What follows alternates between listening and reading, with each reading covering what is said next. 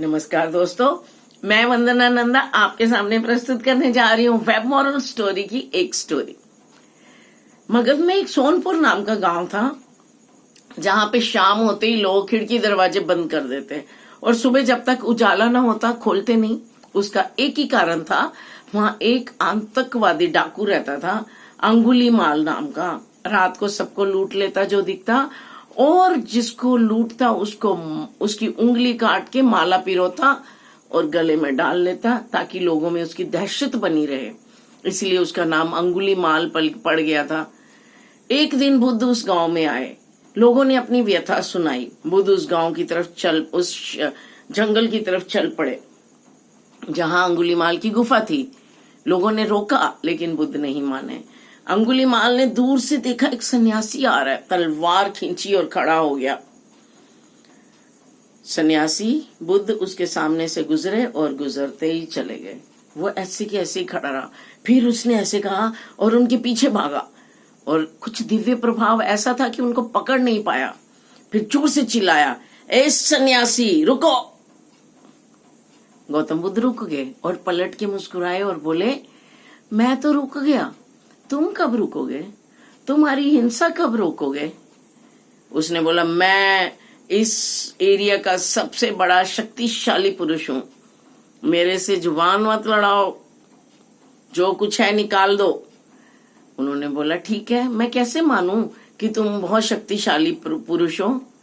उन्होंने बोला, बताओ क्या प्रमाण दूं? बोले, जाओ उस पेड़ के 10 पत्ते तोड़ के लाओ। अंगुलीमाल गया, बस वो गया, 10 पत्ते तोड़ा और लाके बुद्ध को दे दिए। बुद्ध ने कहा, अब जाओ और इन पत्तों को वापस जोड़ दो। उसने कहा, सन्यासी पागल हो क्या? कोई पत्ते भी दोबारा जोड़ सकता है क्या? उन्होंने बोला, फिर तुम शक्तिशाली कैसे हुए?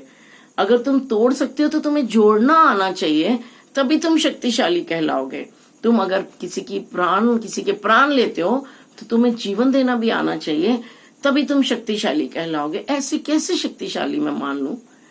उन्होंने, गौतम बुद्ध ने उसकी तरफ देखा। कुछ दिव्य प्रभाव, कुछ दिव्य प्रकाश ऐसा पड़ा कि वो उसकी तलवार छोड़ के उनके चरणों में गिर गया।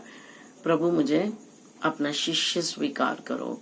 उनको एनलाइटनमेंट मिल गई और वो उस गांव में रह के सेवा करने लगे और इतने बड़े ऋषि महात्मा बन गए कि उनका नाम अहिंसका के नाम से प्रसिद्ध हो गया। तो दोस्तों, इस कहानी से भी हमने 2 चीजें सीखी। पहली चीज ये कि अगर हम किसी का अच्छा नहीं कर सकते तो बुरा भी ना करें। अगर हम किसी को कुछ दे नहीं सकते तो उससे ले भी ना। किसी का हित नहीं कर सकते तो हित भी ना करें। और दूसरी बात ये सीखी कि हमारी बुराई हमें ही पहचाननी होगी। हमें अपनी पहचान करनी पड़ेगी। हमारे अंदर क्या क्या बुराइयां हैं, ये कोई दूसरा नहीं जान सकता सिवाय हमारे।